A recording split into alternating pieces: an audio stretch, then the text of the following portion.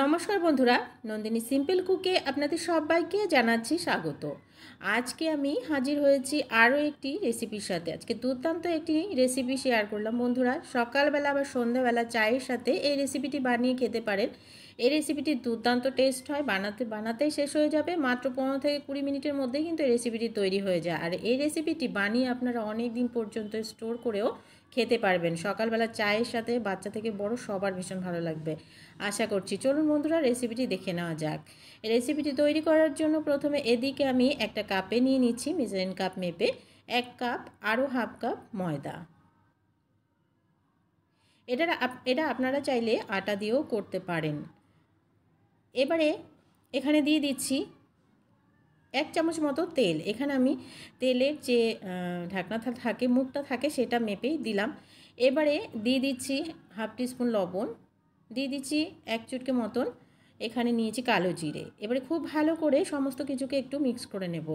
এখানে আর কিছু দেওয়ার প্রয়োজন নেই, শুধু এই 3টে জিনিস দিলেই হবে। আর অবশ্যই করে একটু তেল দেবেন, তাহলে অনেকটাই খাস্তা হবে। এবারে খুব ভালো করে একটু ময়ান দিয়ে নিতে হবে। ভীষণ তাড়াতাড়ি এই রেসিপিটি তৈরি হয়ে যায় দেখবেন। এবারে খুব ভালো করে ময়ান দিয়ে নেওয়ার পরে অল্প অল্প জল দিয়ে মেখে একটা ডো তৈরি করে নেব। ডোটা একদমই শক্ত হবে না আর খুব বেশি নরমও হবে না। মাখার পরে আমি দেখিয়ে দেবো ঠিক কতটা রাখতে হবে। ডোটাকে খুব ভালো করে মেখে নিলাম। তো দেখুন ডোটা তৈরি করে নিয়েছি। এবার আমি হাতে একটু চেপে চেপে দেখিয়ে দিচ্ছি। তো দেখুন কতটা নরম বা কতটা শক্ত দেখে বুঝতেই পারছেন। খুব বেশি নরম বা খুব বেশি শক্ত নয়। এবারে রেখে দিচ্ছি 10 মিনিটের জন্য ঢাকা দিয়ে। এবারে এদিকে একটা কড়াই বসিয়ে দিলাম। কড়াইতে আমি একটা মশলা তৈরি করে নেব। তার জন্য নিয়ে নিয়েছি 2 চামচ গোটা ধনে, 1 চামচ গোটা জিরে, আর নিয়ে নিয়েছি 4 থেকে 5টা শুকনো লঙ্কা। এবারে দিয়ে দিলাম কড়াইতে, দিয়ে একটু গ্যাসের ফ্লেমটাকে লোতে রেখে হালকা ভেজে নেব। নাড়াচাড়া দিয়ে একটু হালকা ভেজে নিচ্ছি। যখন দেখবেন একটু লাল লাল হয়ে এসছে আর সুন্দর একটা গন্ধ আসছে, তখনই এখানে দিয়ে দেবো 1 টিস্পুন মতন কাসুরি মেথি। আপনাদের কাছে যদি হিং থাকে, এখানে 1 চুটকি মতো হিং দিয়ে দিতে পারেন। আমার কাছে ছিল না, সেই কারণে আমি দিতে পারলাম না। এবারে খুব ভালো করে একটু ভেজে নিয়ে নামিয়ে নিচ্ছি। কাসুরি মেথিটা দিয়ে খুব বেশিক্ষণ রাখবেন না, অল্প কিছুক্ষণ রেখে নামিয়ে নিতে হবে, নাহলে পাতাটা পুড়ে যাবে। এবারে নামিয়ে একটা মিক্সার জারে নিয়ে একদমই গুঁড়ো করে নিচ্ছি।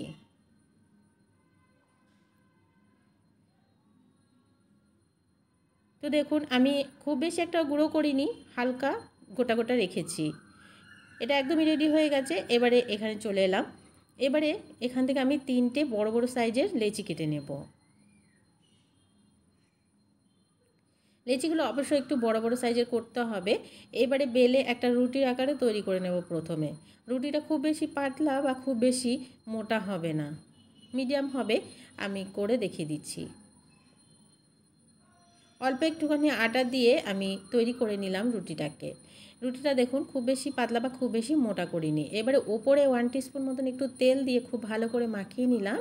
এবারে যে মশলাটা তৈরি করে রেখেছিলাম, সেই মশলাটা একটু বেশি করে দিয়ে দেবো। তেলটা অবশ্যই দেবেন, তাহলে কি হবে, মশলাটা দিলে খুব ভালোভাবে আটকে যাবে। আর উপর দিয়ে একটুখানি কাশ্মীরি লাল লঙ্কার গুঁড়ো ছড়িয়ে দিলাম, তাহলে খুব সুন্দর একটা কালার চলে আসবে। এবারে খুব সুন্দরভাবে মুড়িয়ে দিলাম। মুড়িয়ে দিয়ে ছোট ছোট পিস করে কেটে নেব। এগুলোকে অন্যভাবেও আপনারা বানাতে পারেন বা এইভাবেও বানিয়ে রাখতে পারেন, খুব ভালো হয়। বানিয়ে এইভাবে করে বানালেও ইজি, খুব সহজ একটা রেসিপি তৈরি হয়ে যাবে। এবারে ছোট ছোট করে টুকরো করে কেটে নেব। একটা ছুরির সাহায্যে কেটে নিয়ে সবগুলোকে এবারে হাতে নিয়ে দুটো হাতের সাহায্যে একটু চেপে চেপে একটা বিস্কুটের মতো তৈরি করে নেব। কত সুন্দরভাবে সবগুলো তৈরি হয়ে যাচ্ছে দেখে বুঝতেই পাচ্ছেন।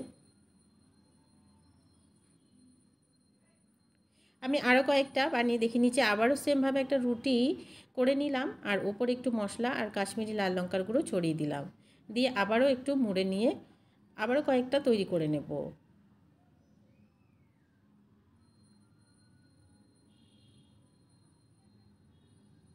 আবারও কেটে নিলাম। কেটে নিয়ে আবারও হাতের সাহায্যে চেপে চেপে বিস্কুটের মতন করে আবারও কয়েকটা তৈরি করে নিচ্ছি।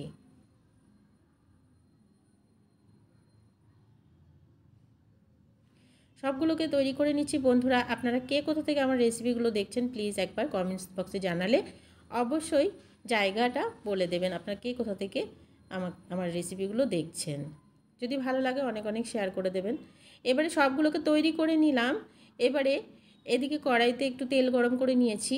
তেলটা যখন হালকা গরম হয়ে যাবে এক এক করে সবগুলো ছেড়ে দেব। গ্যাসের ফ্লেমটাকে লোতে রেখে সবগুলোকে ভেজে নেব। প্রথমে অল্প আঁচে ভাজতে হবে, দুপাশটা খুব ভালো করে। অল্প আঁচে রেখে দিয়েছি, সবগুলো দেখুন ভাজা হয়ে গেলে আস্তে আস্তে ফুলে উপরের দিকে উঠে আসবে।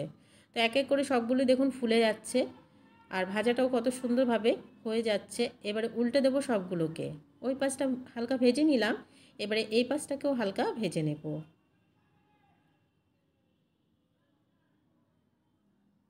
কিছুক্ষণ একটু লো ফ্লেমে ভেজে নিয়ে গ্যাসের ফ্লেমটাকে হাইতে করে সবগুলোকে গোল্ডেন ব্রাউন করে ভেজে নিলাম। এগুলো একদমই রেডি হয়ে গেছে, এবারে নামিয়ে নিচ্ছি। তো দেখুন এগুলো সবগুলো রেডি হয়ে গেছে। বাকি আরও কয়েকটা আছে, সেগুলোকেও আমি সেমভাবে ভেজে নিয়ে ফিরে আসছি আর এগুলোকেও নামিয়ে ঠান্ডা করে নিচ্ছি।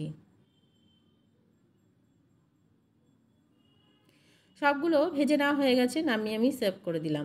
এগুলো আপনারা এয়ারটাইট কন্টেনারে রেখে দিয়ে 1 থেকে 1.5 মাস পর্যন্ত রাখতে পারবেন। আর এগুলো চায়ের সাথে সকালবেলা বা সন্ধ্যাবেলা ভীষণ দুর্দান্ত টেস্ট লাগে।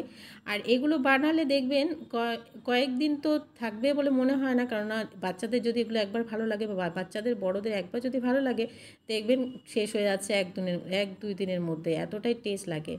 আর এগুলো যদি আজকের রেসিপি বন্ধুরা ভালো লাগে অবশ্যই একটা লাইক করবেন, অনেক অনেক শেয়ার করে দেওয়ার অনুরোধ রইল।